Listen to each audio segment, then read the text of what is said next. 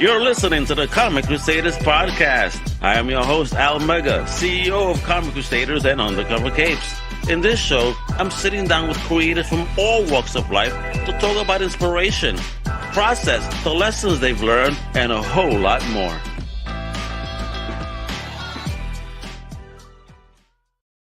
Wepa, what up, mi gente? It's your boy Al Mega. Welcome to a brand new Comic Crusaders podcast. And today we have an awesome guest. Homie writes comics and manga. He's also apparently a sneakerhead. He is the writer of this dope notebook that's out now called The Black Man's Guide to Getting Pulled Over. Let me tell you, I read it, and then I feel it. I'm being pulled over less than a month and a half ago. I followed all those rules instinctively. Very crazy. Let me introduce the one, the only, the future star legend, Johnny Parker II. How you doing, Kate? What's up? I'm doing good. Thanks for having me on, Al. Appreciate it, fam. No. Thank you for coming through to talk about this amazing book. You know, your journey also, and getting into the community and building this success story here, if you will. Because you ran a couple of things and you're building upon, and I think people really want to feel this book. Awesome book. So let's get into it, because Comic Crusaders loves a fantastic origin story. So what's yours, brother? Like where you come from, where you grew up at, and what was that first love in fandom, and who presented to you? Was it mommy, daddy, siblings, cousins? For sure. So I'm originally from Detroit, Michigan, born and raised. And the thing about this was I've always been a fan of like Saturday morning cartoons and stuff like that. But when it came to my love of comics, low key, it kind of started a couple different places. Like my pops had a shoebox in the basement, and I used to go through there and read them sometimes. It had old school comics. I'm talking about old from the 1940s, 50s, like Superman. Oh wow! Back with the Lois Lanes and all those stories went out, which I liked a lot. You were touching them. Did he know you were touching them though? He did, but again, it was in the shoebox. Okay. He didn't even care about them. They were just down there. Right. He even legit had the what you call this Secret Wars #8, where Spider-Man gets the black costume. Oh, really? Oh, yeah. No. So again, some old school books down there. So I used to read those. But legit though, the place where comics kind of fell in love with it at was because of remember the 90s, the Spider-Man animated show on Fox Kids. Of course. Yeah. So I used to watch that because then I used to fall in love with Peter Parker, fell in love with Spider-Man. I was like, yo, this is dope. So I went to an old school comic bike shop. Legit, it was a bike shop in my neighborhood in Detroit. They also happen to sell comics, because it's one of those bike shops we sell comics, candy, everything under the sun. We just try to keep the lights on type deal. So I go over there and I find this little pocket-sized edition of Spider-Man that tells his origin from issues 1 through 16, pocket-sized edition. And I read that thing till I fell apart. And I was like, dude, what this? The comics are fucking dope. So then after that, I was just reading nonstop, reading this, reading that. But I didn't actually know I could be a creator and even consider it until I read some books by a man by the name of Dwayne McDuffie. When I started reading Static, Blood Syndicate, all the milestone stuff. And legit, I remember reading Blood Syndicate, and there's a point in there where someone mentions Ann Arbor, Michigan. I was like, I know that place. That's near me. Oh, wait, for real? And that's when I found about Dwayne and his background. I was like, oh, shit, I think I can do this too. And so that's kind of what got me into comics. And ever since then, I knew I wanted to write and create some of my own stories, just kind of like Dwayne had done, and had set the path forward for me. Dwayne McDuffie, R.I.P. What he missed, creator. Is definitely so talented. And not just in comics, but I mean, the cartoon, JLA cartoon. Come on now, dude. Justice League Unlimited, literally, the dude made Justice League what it is now. We wouldn't have it this level if it wasn't for him. Yeah, I mean, Dwayne was a beast, and so unfortunate, what happened. But of course, every year we celebrate his life with the Dwayne McDuffie Award. So, I mean, it's great stuff that his widow keeps that legacy alive. And Milestone is back, kiddo. So, good stuff. I'm glad. So now it needs to have its animated universe start coming out like they promised, and let's get it done. No, exactly. We get all these other live action movies. I need my live action Static Shock film. I need that to happen ASAP. Yeah, even that icon would be fucking super dope. Dude, all of them. Yeah, it's Blood Syndicate, a gang that gets some powers and everything like that. Dude, there's so many. It writes itself, the movie, right? It's already a storyboard. Get it done. All right, exactly. But enough about milestone, because you're the one's going to be hitting some milestones. So, and talking about hitting those milestones, when was really that creative spark? When did that milestone come in your head? So, reading Dwayne, I realized, okay, I want to be a comic book writer, but I wasn't sure exactly what type of stories I wanted to write. And so, over the years, I'm reading comics and whatnot, but also discovered a love for anime and manga.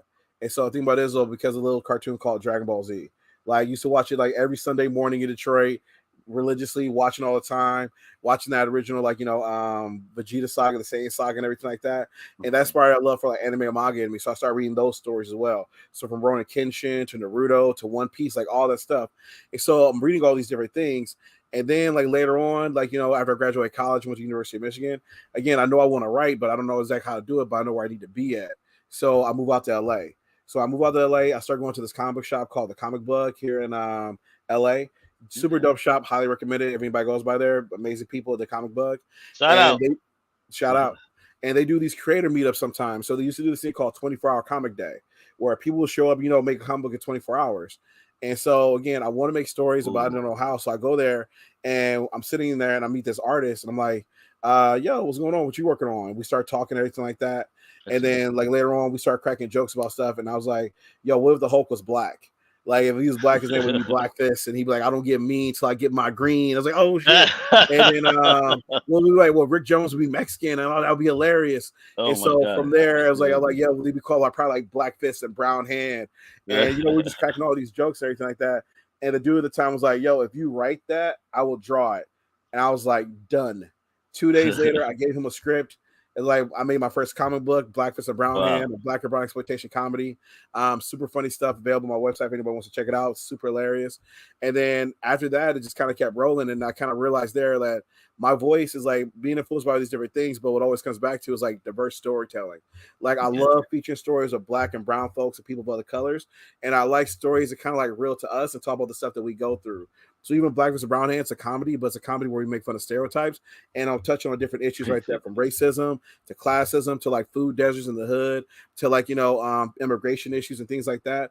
And so that's what I try to do is that like, I kind of realize that like my storytelling is all about like diversity and inclusion, but not just like corporate mandate stuff. It's about like telling the stories that come from our people, that come from the people like, the streets or whatnot, and trying to represent what you're familiar with, exactly your surroundings. Exactly. Like I want people like to see themselves reflect in the book. Like I'm a teacher as well. I teach in South LA. And so think about this, when my students read my books, I want them to be able to relate to it. I want them to see like, oh, that looks like me. I relate to that. This person lives in a neighborhood like mine. Like not everybody, sadly enough, lives in Queens and lives in like a nice house and everything like that, like Peter Parker did. Like I got a lot of my students like live in South LA and everything. And they like go through struggles. And so in my books, I kind of want to tell the struggles, to put that out in the world, to make people more realizing like what's going on. You do an excellent job. Thank you. Trying. So all right. So talk about then having that first project. How excited were you to have it born, and was there a learning curve?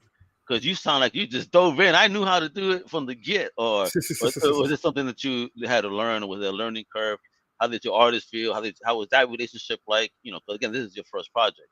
For sure. So when it came to writing a script, I actually went online and I started reading like different scripts by different people. I hate to say the man's name, but Chuck Dixon was one of my favorite writers growing up. That Nightwing run, that Robin run, at the point where he's pretty much writing most of the Batverse, got the books setting in a very clean way. Phenomenal. Sadly enough, Chuck Dixon has kind of come out kind of problematic as of late, but save that for a different podcast.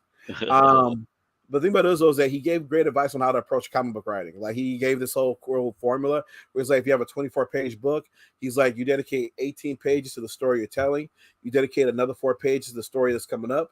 And you dedicate 2 pages to the story that comes after that. So you're constantly setting things up and keeping the reader anticipating. And I was like, damn, Chuck, you might be racist, but you're a good writer though. And so that just kind of like gave me like the influence right there, looking at those scripts.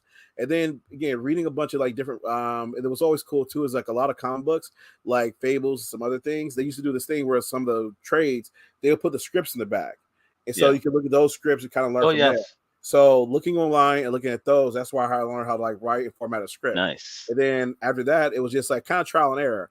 Like before I wrote Black vs. Brown Hand, I wrote this cool story called Shadow 17. I still intend to make it one day. I wrote it for this comics anthology. I turned it into them. I got rejected. I was like, dang, all right, it's all right. Then I actually wrote Black vs. Brown Hand for the next anthology, turned it in, and got turned down again. I was like, for real? I was like, but man, this is good though. Like, legit, like this is in my own ego. I'm like, this is funny. Like, I like this. I'm laughing at this. The artist thought so too. So at that point, it's one of those things I feel like every creator needs to do. At some point, you just need to say, man, fuck it. I'll just do it myself. And so at Yeah. that point, we just kind of like, to the. I'm sorry, we can cuss on it, right? Yeah, you're good. Don't you worry. It's Okay. an adult show. All right, so And so pretty much what we did at that point was the artist drew it. We went ahead and like published the book through Kablam at the time, sent it off to them, got the book back, and it was fire. It was dope. We ordered like about 50 copies of it, and we did a signing at the comic book. The owner of the shop at the time, this dude named Mike Wellman, like hooked us up, was like, "Yo, come through." And in that first signing, we sold out. And it Wow. was like, Nice. oh, this is dope. This is a thing. And so after selling out, it was like, you know what? Let's keep doing this. So at that point, like we looked at the book and it was in black and white. We decided to color it, change the logo up, make it look more professional. Those was kind of things Yeah. we were like learning as we went Of along. course. Like I remember when we first did the original logo for it, it said Blackfist and Brown Hand. Blackfist was in black and Brown Hand was in brown. And we thought, oh, this is dope. But the problem was though is that this is where a friend of ours helped us out. And like this is where you need that community aspect of you. Okay. This was dope about going to like your comic book shop is because like everyone there like is a fan of comics and someone like has different experiences. So we met a graphic designer who told us like, this is cool, but this is bad marketing. Black and brown as your title doesn't stand out to people. So like it's hard for them to see. So we switched the color scheme. We made it green and yellow, kind of like Power Man and Iron Fist, paying homage to them. And all of a sudden the title stands out. We learned the lesson about how to format things better.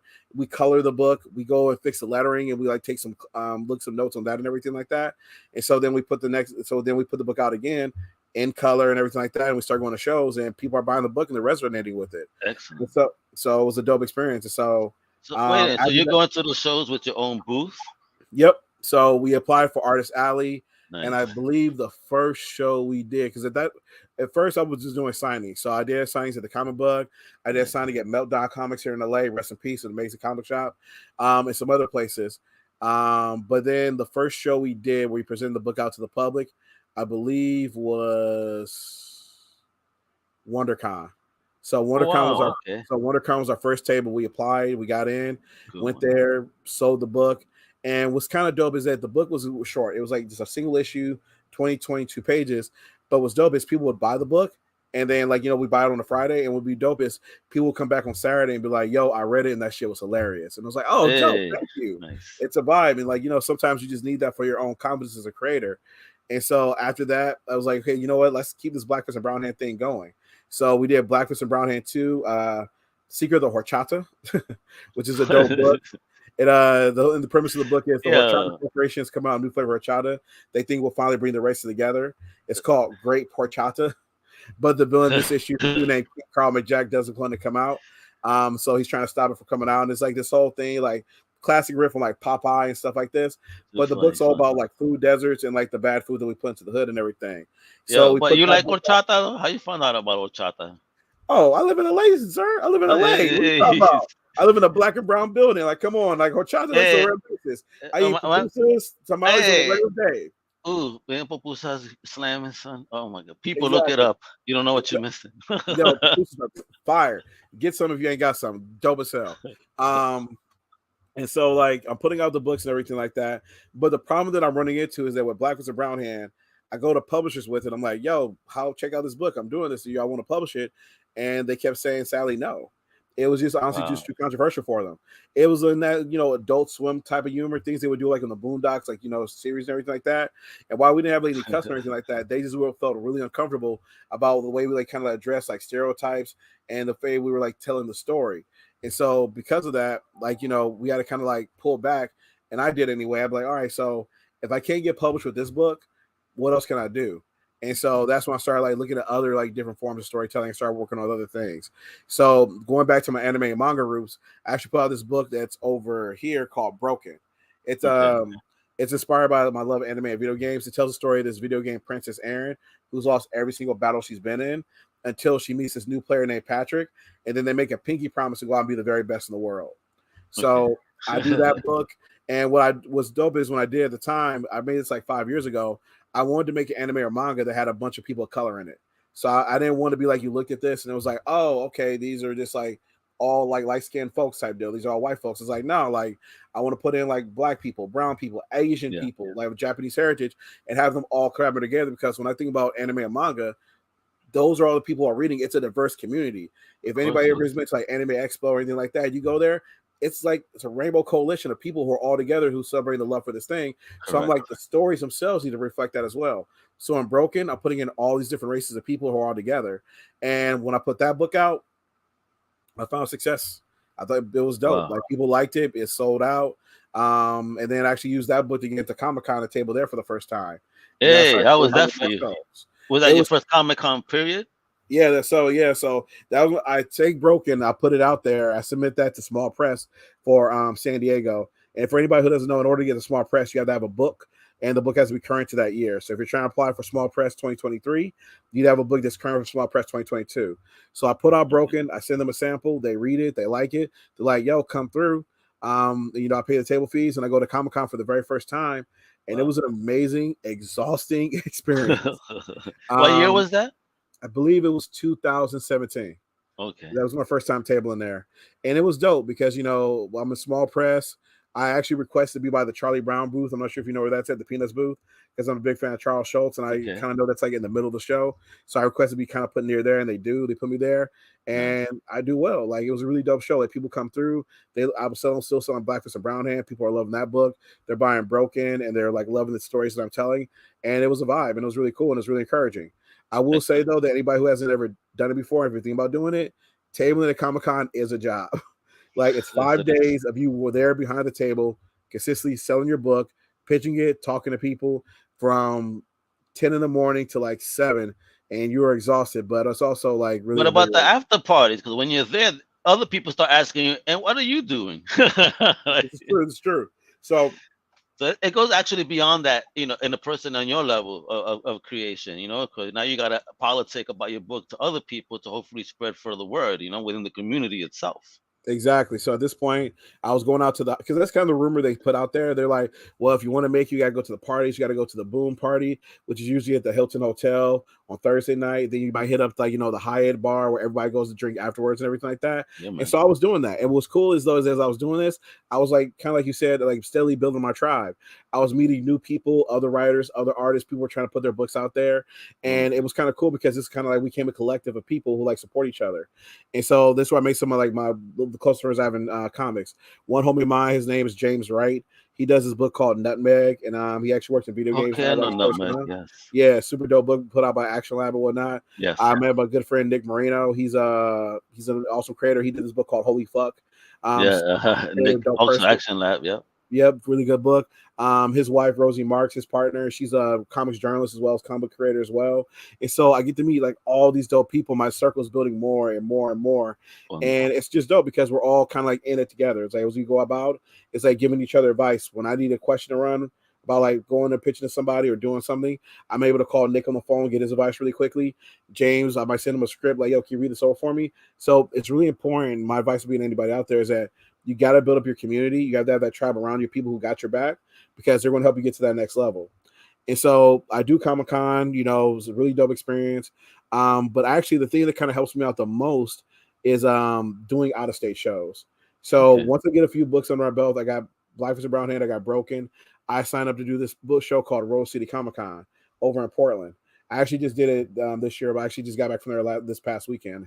Okay. And when I go to Rose City Comic Con, the dope thing about getting out of state shows is that creators are a little bit more relaxed and editors are a little bit more relaxed. When you're at San Diego, every person's coming to an editor is pretty much asking for a job. It's like, yo, can you look at my book? Can you look at this? Here's my pitch packet. Here's this. And Yep. they get that all day, every day, no matter where they go. They can go to the bar that night. People are Yeah. still trying to pitch them. So honestly, their doors are closed. Like they heard everything. They're not really trying to do that. They're there for like preset meetings, maybe talk to this person here or there, Yeah. but they have their own agenda. But when you're doing out of state shows and you run to people there, that's where people are a little bit more relaxed. They're like, oh, let me get to know you as a person. Let me talk to you. So Yeah. I actually went to Rose City Comic Con. And what's dope is the comics community there is totally different in Portland because for people who don't know, that's where Image is based. That's where Oni's based. That's where Dark Horse is based. And so Yep. going there, you're going to run to like a lot of people who work in the comic industry just within the city itself. And so when I went there, that's where like going to an after party like kind of helped change my life. I went to an after party there for Oni at the time. I'm actually hanging out in the Oni offices, which kind of blew my mind. I'm like, Okay. there's Oh, that's Scott cool. Pilgrim. There's blah, blah, blah. Oh, shit. This is where the book gets made. And, we're hanging out, talking and whatnot. And I meet an Nice. editor and we're like just like talking, joking, hanging out or whatever. And then later on that night, the editor's like, yo, so what the fuck do you make? And I'm like, oh, okay. And I tell her about my stuff. I tell her about Broken. She's like, yo, I want to edit that. I'm like, for real? Oh, dope. And so Broken was below key. Like if things had gone through, it might have got picked up by Oni. But sadly enough, the editor at that time ended up leaving the company like 6 months later or whatever because some stuff happened, some drama or whatever. And it sucked. But what's cool though is the editor is still like the homie of mine to this day. So later on, I stay in touch with that editor and everything like that. I'm going to do my thing. And then I'm actually getting ready to do Comic-Con coming up another time.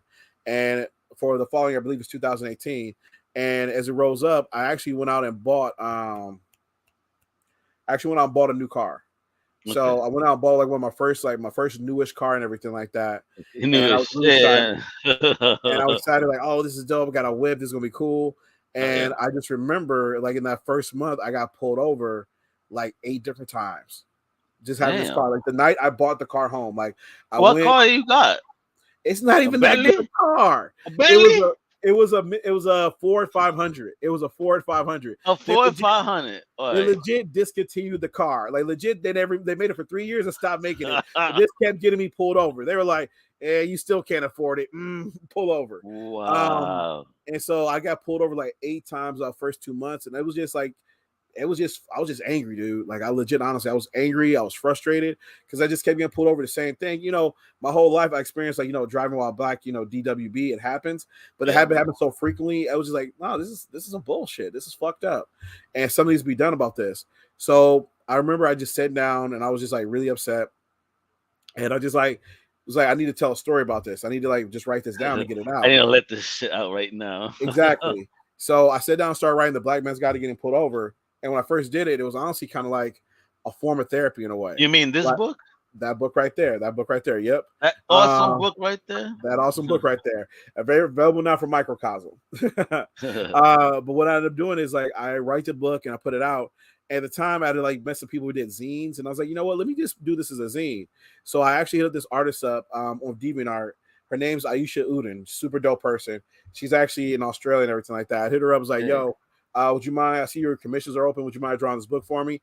I'm just trying to do something rough, just something not even like as professional I normally would, like a comic book, print to somebody. I'm like, I'm gonna copy this shit at Kinko's. I just really want to tell the story. I need some art to fucking go with it. So Aisha comes and she knocks it out. She does a phenomenal job. Book looks good.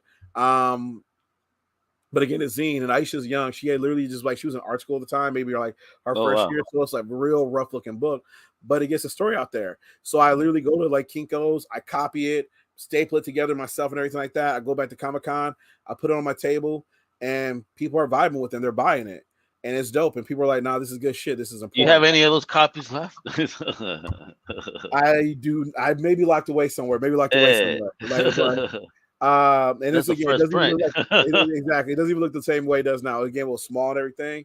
And so I put the book out, and people are liking it. People vibe with it, and I sell it from there. I sell it at Rose City that year. I sell it a few different places, and then I go back to like I sell it, and then I go back to shows. And when people walk by and they said the book, I remember this woman walked by and she saw it. She's like, "Yo, that was important," and I was like, "Oh shit." Like, damn, thank you. Like, she had bought the book before, came back a year later, and it still resonated with her. And I was like, you know what? I need to do this book justice. I need to do this story justice and like put it on a bigger platform. So I sit down, I take the script that I had already done, and I'm like, let me polish this bad boy up a little bit. Let me like, panelize it and like make it more like a comic book. And let me add some more story to it and some other things like that. And at the time, the first zine was, again, like I said, it was more of like therapy for me. It was just about me getting out of my trauma. So it doesn't reflect like the comedic stylings I would usually throw into a book, the jokes I would tell and things like that. And so as I redo it, I go and I like add some stuff in there. I'm like, okay, let me throw some jokes in here. Let me like kind of like make some connections right here. But then I also started thinking about like other people's trauma, what they go through as well, like what women deal with as far as like, the trauma they deal with like, about like walking home at night. And then also like, other people, the LGBTQ community, the shit they go through as well. And so when I do the book, I'm like, let me just try to like, in a way, like touch upon some different things for everybody as well. And I find this, and so I write the script, get it done.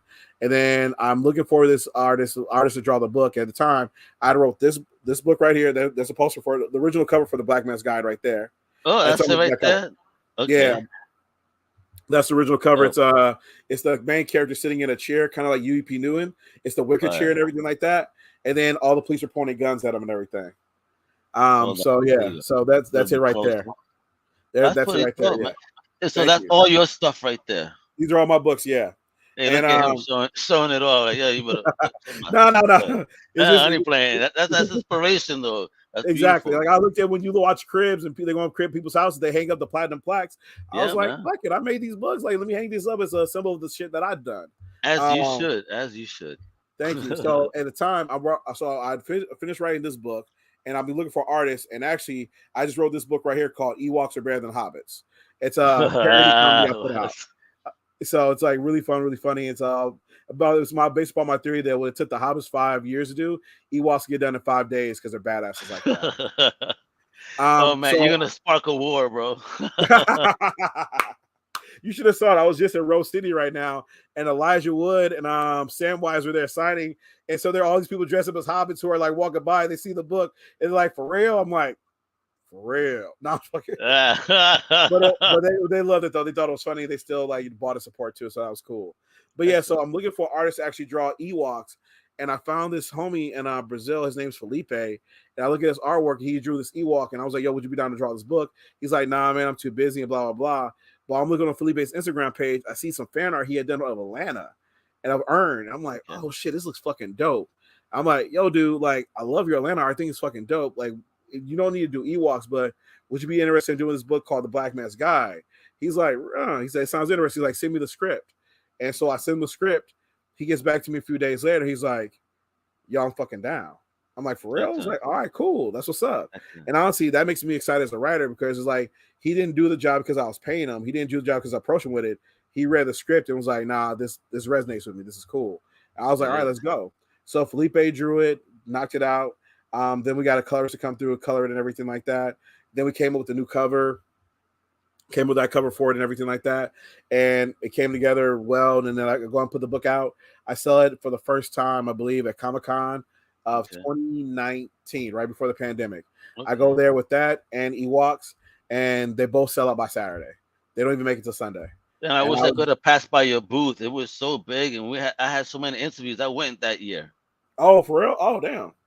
Yeah. I wish I could. Again, the show's so big, overwhelming. You know, I'm an East Coaster. That show is, Jesus, huge. No, dude, it's ridiculous. It takes up, like, I tell people all the time, like, any other comic convention takes up, like, some halls in the convention center. San Diego Comic-Con takes over the city. It's like there's events inside the convention center, at the hotels, out on the streets, like, everywhere. Yeah, this is party time. I loved it. I love it, though. I mean, you know, even Al Merga got, overcharged, if you will. Like, oh, man, I'm done. Big time. Those hotel prices be steep. When I put the book out, and it does well, and then at that point, I'm like, okay, this is cool. And I'm trying to figure out what to do with it. 2020 rolls through. We got the pandemic going, everything like that. And at one point, I gave the book away for free during the Black Lives Matter movement because I was just like, look, if you can, come download the book, leave whatever. You can download it for free off my Gumroad page. But if you can, just like leave a cash donation. It is going to go to the NAACP Legal Defense Fund. And so I was just like, leave whatever you want. You just download the book for free. You can leave whatever you want. And what's dope about that is I raised over like $1,000 just doing that. Oh, wonderful. Yo, awesome. Check you out. Hey. Just trying to help. Thank you. I did that. And I was like, you know what? I still want to like get this book out to people because it's cool. But sorry, mic fell. Mic drop. We're excited, man. We're literally. So I'm like, all right. So I just want to keep getting this book out to people. So that editor I told you about that I met way back when I was in Portland, I hit her up and I'm like, yo, I want to do this book, but I'm not sure what to do with it. Like, what should I do? And this is what comes like getting your tribe together, building that networking. She's like, oh, I know exactly where to go. Microcosm. They do a bunch of dope books, are woke and all this stuff like that. I'll send an intro and you can talk to them and see what they say. And that helped out right there. So she puts me in touch with Joe and the great people. I love how she says the books are woke. Yeah, exactly. Yeah. Unfortunately, I hate the title. It's not woke. It's just shit that happens to us. What's woke about that? I was reporting the news. It's legit though, exactly. Yeah, it's just like it's like you should be awake to this. You should realize what's going on. But a lot of times you got to wake people up to the stuff, which is like frustrating a lot of times. And that's why I tell people that's part of the reason why I put the book out. It wasn't even. It's like for us who go through it, but it's also for people who don't know. And it's been interesting. Like I've met over the years of me selling the book, I've met parents who actually read the book to their kids. They kind of explain to them how racism works. And then I've met like people who have interracial like families and whatnot, like situations where like, white parents have adopted like black children, and they're like, they buy that book for them so they can have that conversation so they understand, which is like shit, like good on you. But yeah, so I talked to Joe and them over at Microcosm, send them the book. They think it's dope. So they go ahead and that's how I get my first publishing deal. And then we put the book out through them, and it dropped back in December officially. We changed the cover up from this one to the new one you see. That's done by This one right here, right? This baby yeah, right here, right? yeah, that's done by my homie Sean. He's a really dope dude. Let me see if I find Sean really quickly on IG. But Sean, I hit Sean up because they wanted to redo the cover, so it just be a little bit something more that was saying what the story's about. Because while this one pays homage to like UEP Newen, Black Panther Party, not everybody picks up on that vibe immediately. But the new cover, does it immediately. Like you look at that, you know exactly what the story is about. No, definitely. Because again, like I told you in the green room, I actually experienced that. Just a month and a half ago. Getting pulled over, and it's funny in the book you write about steps, and as I'm reading these steps, I'm like, holy shit, those are the exact things that I did, in preparation for the roll up. You know what I mean? Yo, yeah. So I'm like, wow, and you have me smiling ear to ear, and then there's something like a Jeopardy thing there. All the excuses now. There were 7 excuses there overall. However, so out of those 7 excuses, out of your 8 stops, how many did they use? Oh, I got a lot of them. Like, so once I was told, so the one that's in the book is that I was hugging the lane. That one's legit. Another one was, how you hug a lane? That's what the fuck I'm saying. It was like, we're in a relationship? Was I trying to make a move? Like, what was like, how do you hug a lane exactly? Am I supposed to wear a condom? I didn't know. Exactly. It's like, so the hugging the lane one was legit, and I got that one, and I got so many of them. And honestly, like, there's so many different stops I've experienced over time that were just frustrating for different reasons. Like, 2 that stand out to me is once I got pulled over with a friend of mine who was visiting me from New York. He's a white guy. I was driving him back. He came to visit. We get pulled over, and the cop's like, where the pills at? You got the pills? Where the pills at? You got the pills? We're like, what the fuck? He didn't ask if the white guy was feeling safe or anything. Exactly. He just assumed that I must be making a drug deal because the white guy's in the car with me. But I was like, are you fucking serious? And then the one that got me the most, and again, it just kind of it makes me upset because I didn't follow through on it. Because I got pulled over, and I pull into like this parking lot. The cop gets out, walks up to my car, opens the door, and it was like, where the drugs at? And I literally just stopped and looked at him because again, he opens the door. I just look at him like, you're not allowed to do that. And he just looked at me, and you guys just slammed the door and then walked away and drove off because at that point I think he realized he fucked up. Yeah, and he just realized that I knew the law. Wow, really? So yeah, and that's one of the things that comes down to is that you got to know the law because you can't let them get away with this shit when it happens. And honestly, it's sad too because like the conversation that like those tips that I give, that's what my dad actually told me to do growing up. My dad told me like when you get pulled over by police, like you got to do this because if you don't, it'll be ass, like you'll die. And it's crazy because a lot of people assume that like, oh, in 2020 with George Floyd, this issue's been around. Like, no, this issue has existed for fucking hundreds of years. Yeah. Like the police have been used to subjugate us and oppress us. And the problem with it is though, is that like we've been saying it for years, but the thing about it is though, people have always assumed it was a joke or it wasn't that bad. And it wasn't until we just got cell phones and cameras and we got to record this shit. And social media on a regular basis. Exactly. That you see it on the screen all the time. You start to realize like, oh no, they are doing fucked up shit to people of color. And it's just sad that it's like, it takes us time to realize. I wish I had in the 90s because I was getting stopped almost every other weekend. I was just telling my mom my experience as a teenager. Some I didn't tell you to make you nervous, because I never got arrested, but I was totally harassed every other weekend by different cops. Me going to work, mind you, you know what I mean, or me standing on the corner of my own hood, waiting for my friend to come down from the block. You know what I mean? We were just chilling, not doing nothing wrong. Being slammed against, getting even kicked by cops. One day because they thought we had a weapon. Like, how do you mean we have a weapon? And they're like already like abusing us. Arrested half of them. It was, and we were kids. So, this book I relate so much because that's an experience that a lot of us, unfortunately, POC go through or have gone through. Like I was telling homie even right prior, I reported a stop and frisk because it was very abusive. And again, I Mm-hmm. had nothing on me. I had shopping bags full of food for my family. And again, folks, report it. If you get abused, the Civilian Complaint Review Board, if you do it right and you show up when they ask you to show up, it does work. Yeah. It takes community to make sure that we can right the wrongs. Exactly, and that's the thing though, because we have this whole thing about like stop snitching, but the thing about this is that like when it comes to the cops, no, please do snitch, please do snitch, tell on these motherfuckers, like, because you Yeah. got to. Because the thing about this though is that like again, if we don't, it's going to continue, and it's crazy because like when I first started doing the book, like I started when the book came out it was like 2017, 2018 when I worked the first copy of the Black Man's Guide, and back then people used to come up to me, and people who didn't know we would come up and ask me like, but what did you do wrong? And that's the question you would ask Wow. me. What? And I'm like, I didn't do a gosh damn thing. It You're was like, like, you're not reading the book. I did nothing. Driving while black. exactly. DWB. But what's been cool though, in a way, it's cool, but it's also kind of it's like it's frustrating. Is that now that I do shows, I don't get that question anymore. What I do get is people tell me their stories of the shit that they've gone through. Yeah, And it's man. sad and it's just frustrating. It just shows that we all go through it. Like again, while I was in Portland this past weekend, someone came and told me a story about how like he's a really intelligent black man. He actually works in like cybersecurity. And what he works on is actual ATM machines. Okay. And he says, "Can you imagine how many times? Can you imagine what's happened to me? How many times have the cops been called on me working on ATM machines?" He was like 4 times. And, Damn, son, and, for real, doing and his again, job. he's just doing his job. But he told me one story where he goes to what he goes. He's working on this ATM machine, and this woman comes up, and she's like, "What are you doing?" He's like, "I'm working on the machine." She's like, "No, you're not. Show me your credentials." He's like, "What do you mean? Show me your credentials." He's like, "Who are you?" She's like, "I'm with the FBI. Show me your credentials."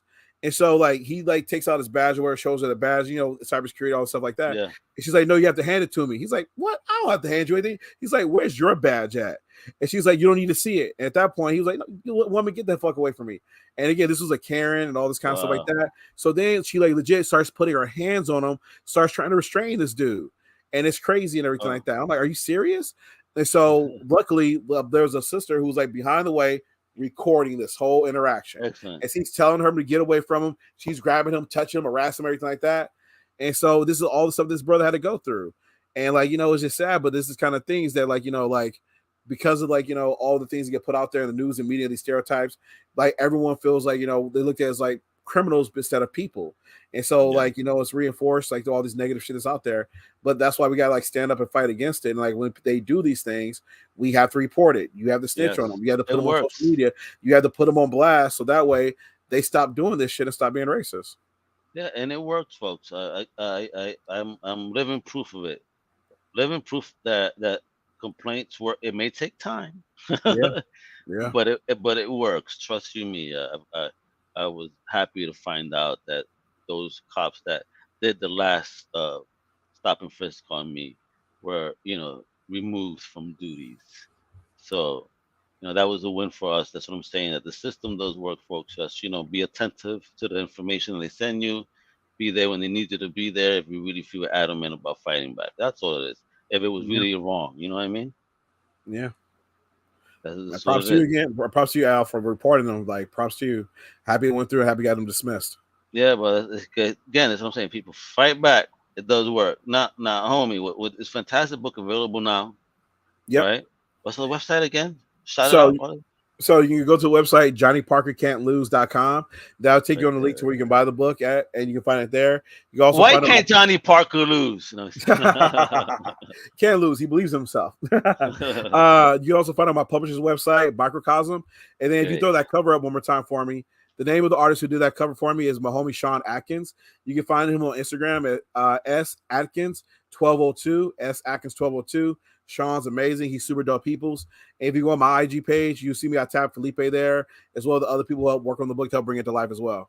So yeah, so Awesome. again, you can find the book there. And I'm working on new stuff as well.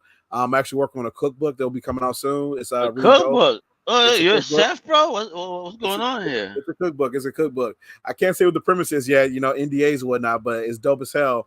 And Oh, trust me, it comes where? from a diverse standpoint as well. And when I drop it, I'll be sure to let you know, Al, and you can check it out. Trust me, it's gonna be good. I All already right. got the signing plan because the signing's gonna have food samples there on the scene, so it's gonna be Ooh. fire. So I'm doing that. Put Pusas involved. Oh, I will. Here's the thing: I won't spoil anything, but they will be at some point. I won't spoil anything, but they will be at some point. But you'll see, though. You'll see. Yeah, man. But yeah, I want to see the Johnny Parker version of Pupusa Man and what that looks like. What was it? Pupusa Man and Flauta Kid. There you go. Now, write yourself. Write yourself. All right. So one last thing before we go, homie. Talk about motivation, right? So what would you tell anybody trying to also step into the game right now and create something like you have? If you're trying to be a creator yourself, I would say honestly just get out there and create. As I mentioned, I'm a student, and I tell this to my students, I tell this to anybody who comes by my table. I always tell them you can always make something better, but you can't make something from nothing. So the thing about it is if you just go ahead and make your first book, your first project, you put it out there, you've already done half the work. You've done the most important part. And then once it's out there, you can always go and refine it. You can make it better and keep growing from it. But until you make that first thing, you're not going to go anywhere. And you low-key got to do it yourself because no one else can do it for you. Like with Blacklist and Brown Hand, as I mentioned here, like we put out that first issue. It was black and white. The logo was black and brown. We had all these different problems with it. The lettering was messed up. But by you look at that book today, it's in color. We have the lettering fixed. We fixed the logo, the graphic designs, end up coming out with a trade and doing all this other dope stuff. And because I did that book, I got to do this book. And that book. And that book. And that book down there. And another book that we don't even know about yet. And another book and another book. Exactly. He's just making it rain books. Watch out, folks. Just dropping stories everywhere. But that's the thing, though. But that's the thing, though, is that you just got to make it, put yourself out there. And so if you want to tell a story, invest in it, write the story, draw the story, put it out there, and then trust me, people will receive it. And then you'll be able to keep growing from there. You heard, folks? Just get it done. Get it done. Keep growing. You got this. All right. So again, I'm gonna show this off one last time. Big follow, Big Johnny right here. All right, JP the second at Johnny P 313 on both IG and Twitter. All right, but of course, go visit the website JohnnyParkerCan'tLose.com because you can't lose. He win. All the time. W's all day, y'all. W's all day. That's what it is. I'm your boy, Omega. All right, you know what to do. That auto tells you everything that you need to do. But follow Big Homie's website, support the project. You know, I'm gonna put up the pretty picture one last time as well. Make sure you pick up this wonderful book available now. Shout out the website again. You can find me on JohnnyParkerCan'tLose.com. You can also find my publisher's website, Microcosm. We can buy it digitally or order in the mail. You heard. Get that print that we could get it signed at the next convention that JP will be at. All right. So with that, thank you everybody for tuning in, for listening. Hasta la próxima. ¡Wepa! Thank you for listening to the Comic Crusaders podcast. If you like the content, please subscribe and turn on notifications. Also, please visit comiccrusaders.shop and our extended podcast family over at undercovercapes.com. And also make sure to download the Comic Crusaders app on the Google Play Store today.